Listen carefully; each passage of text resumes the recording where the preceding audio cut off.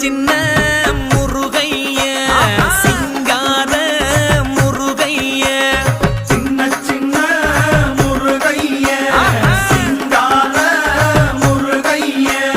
கொஞ்சி கொஞ்சி தமிழ் பேசும் செந்தில் வடிவேலனவ கொஞ்சி கொஞ்சி தமிழ் பேசும் செந்தில் வடிவேலனவ சின்ன சின்ன